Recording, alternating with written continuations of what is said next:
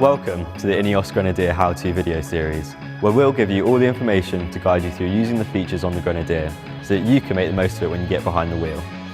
Take a look below for the chapters to suit your needs. Separating out the specialist controls from your daily controls, the Grenadier has the overhead control panel. Located on the roof between the driver and the front passenger, the controls can easily be toggled by both users, allowing the driver to keep their hands on the wheel and focus on the terrain or road ahead. The overhead control panel includes the following features: interior lights, ESC off, downhill assist, headlamp levelling, auxiliary high beam, e-cool, differential locks if you spec them, off-road mode, wading mode, auxiliary switch panel and the high-load auxiliary switch panel. The optional high-load auxiliary switch panel electrical preparation gives another bank of 4 switches in the overhead control panel and has wiring outlets throughout the vehicle. The 4 outlets in the roof rails allow for plug-and-play connectivity with additional equipment like the accessory LED light bar. Simply mount the LED light bar, run the cable to the outlet and plug in.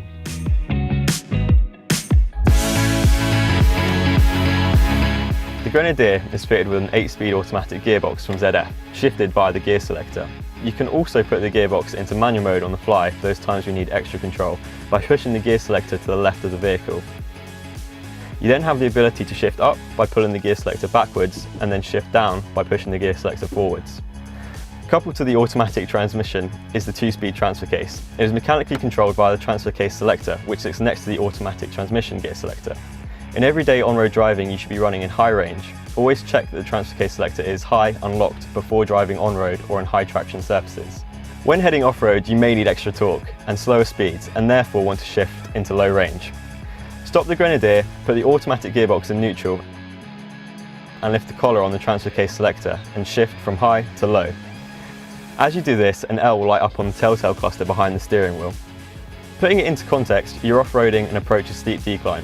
You need to stop, put the Grenadier in low range if it isn't already, and use manual mode to select first gear. This will allow you to make full use of the vehicle's engine braking and keep the vehicle under control. When manual mode is no longer necessary, push the gear selector to the right when sitting in the driver's seat, and it will return to standard automatic operation. And then, when you no longer need to be in low range, stop the Grenadier, put the automatic gearbox in neutral, lift the collar on the transfer case selector and shift from low to high. As you do this, the L in the telltale cluster will switch off. As the Grenadier is a permanent four-wheel drive vehicle, there is a differential built into the transfer case. As standard, every Grenadier has the ability to lock the centre diff, and this is done via the mechanical transfer case selector. The centre diff lock must not be used on high traction surfaces. The centre differential can be locked in both high range and low range. To lock the centre diff, lift the collar on the transfer case selector and shift across from unlocked to locked. As you do this, an icon will light up in the telltale cluster behind the steering wheel. To unlock the centre diff, lift the collar on the transfer case selector and shift back across from locked to unlocked. As you do this, the icon in the telltale cluster will switch off. In some cases, shifting from high to low and vice versa might be difficult. If this is the case, don't force the transfer case to shift. Allow the Grenadier to roll forward a few centimetres, as this allows the internal mechanisms to align and make shifting easier. Engaging and disengaging the centre diff lock may also require movement of the vehicle. If your Grenadier is fitted with the optional axle differential locks, there will be 2 additional switches in the overhead control panel. Before pressing any buttons, make sure the engine is on, the speed is below 9 miles per hour, accelerator input is below 40%, the wheels are not spinning and ESC is not actively intervening at that point in time. To operate the rear differential lock, you must have the transfer case in low range with the centre differential locked. Then press and hold the rear differential lock button for 1 second. When the rear diff lock is active, an icon will light up behind the steering wheel in the telltale cluster, and the LED in the rear diff lock button will light up. If the vehicle is stationary when you press the rear diff lock button, the LED on the button will start to flash. As you start to move the vehicle, the differential lock icon in the telltale cluster will light up. If the differential lock icon on the telltale cluster lights up orange, this means the lock is engaged.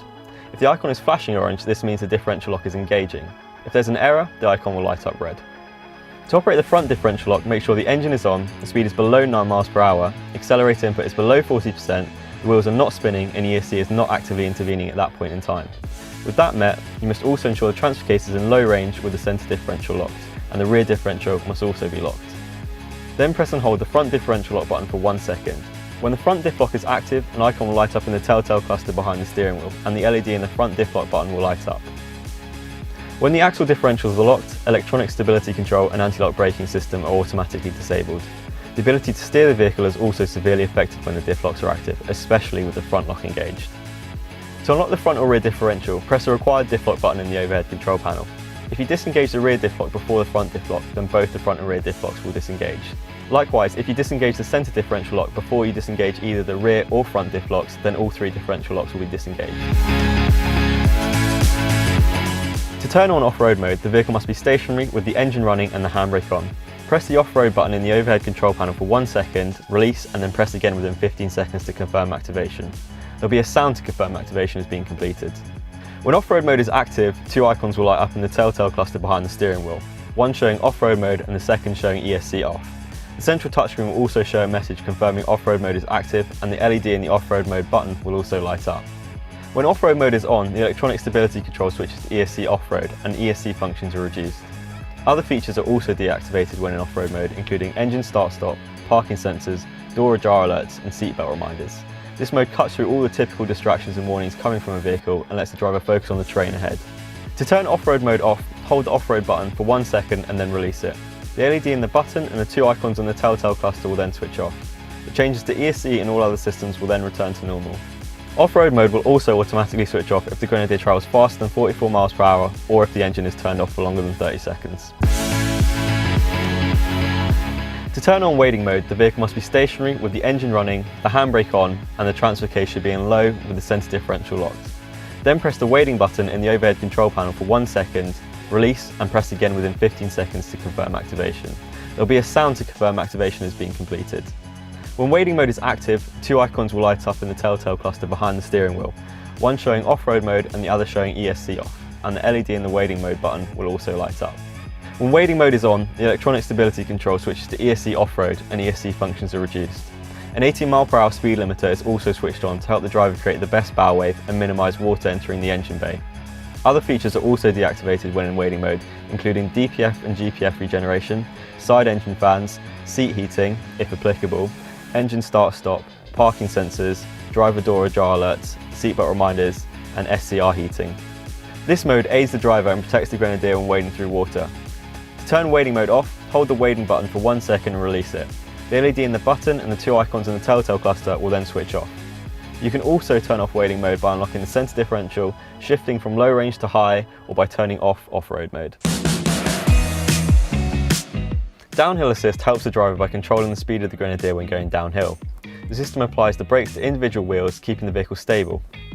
To turn on, press the downhill button located in the overhead control panel. The vehicle must be travelling forward slower than 50 miles per hour or reversing slower than 6 miles per hour. Downhill assist cannot be activated if the axle differentials are locked or if ESC has been switched off. When active, the infotainment screen will display the downhill assist symbol in green. The same symbol will flash when downhill assist is in control. You can set the speed of downhill assist using the plus and minus buttons on the steering wheel. Press the downhill button once to switch off downhill assist. It will also automatically switch off if the driver accelerates past 15 miles per hour or 6 miles per hour in reverse, if ESC off is pressed or the axle differential locks are engaged. The Grenadier as standard is fitted with additional lights. These LED auxiliary high beam lights are located in the front grille and are designed for off-road use and should not be used on-road. To operate them, switch on the ignition and press the auxiliary light button in the overhead control panel. The LED in the button will light up to show the system is active. Then, when the driver uses the main beam, the auxiliary lights will now also turn on. In some regions, you must also be in off-road mode to activate them. The rear bench seat in 5-seat vehicles is split into a 60-40 divide and can be folded down to increase the size of your load space. For those who have children, you'll also find ISOFIX mounting points on the outboard seats on the rear bench. To fold the seats down, first remove the headrest and fold the bottom cushion of the bench seat towards the front of the vehicle. Then pull the loop at the top of the outboard seats by the C-pillar. The seat mechanism will unlock and allow you to fold the backrest forward to collapse the seat. You may have noticed when moving the bottom cushion of the bench seat in 5-seat vehicles that you gain access to the main vehicle battery on the left side of the vehicle and on the right side either the under-seat dry storage or the auxiliary battery if optioned. If you do option the auxiliary battery, the storage area is replaced by the battery. It's important to frequently check the tyres on the Grenadier, including the spare wheel. Checks should be carried out at least once a week if used on normal roads, before and after long journeys, and before and after every off-road use. The tyre pressure monitoring system, or TPMS, is standard in every vehicle and gives individual tyre pressures and temperatures. The system gives a warning if tyre pressure is too low and an icon will light up in the telltale cluster behind the steering wheel. If a tyre is damaged, there is a full-size spare wheel on the 70 door of the Grenadier. To remove the spare wheel, you have to remove the spare wheel cover or optional spare wheel lockable storage box. Then undo the 3 wheel nuts holding the spare wheel in place.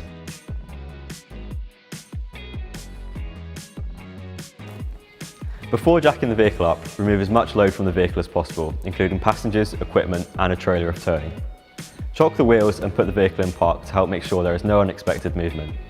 The vehicle jack is located behind a panel in the load space storage compartment, and there's a toolkit located underneath the driver's seat. The Grenadier is built to tow up to 3.5 tonnes and support 350 kilograms of trailer nose weight. We've developed the vertical towing interface as a 3-in-1 hitch mounting system that can take a variety of tow balls and towing devices. The largest 2 holes at the bottom of the vertical towing interface are for your common European style tow balls. The upper 4 are for NATO and Pintle connectors. And at the centre there's a 2-inch receiver for American and rest of world hitches. This centre 2-inch receiver is also designed to take the accessory winch. To increase the capability and flexibility of the Grenadier, we've designed plenty of options to attach your kit onto. Running on the sides of the Grenadier across both doors and under the 3rd row window, we have the exterior utility belt option. This system should only be used when off-road.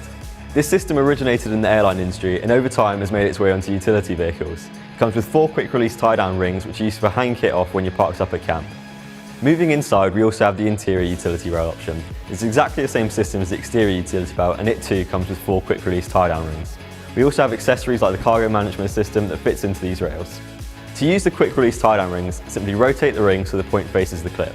Push the release button in and slide the clip sideways. This allows you to move the tie-down ring along the belt as well as remove it.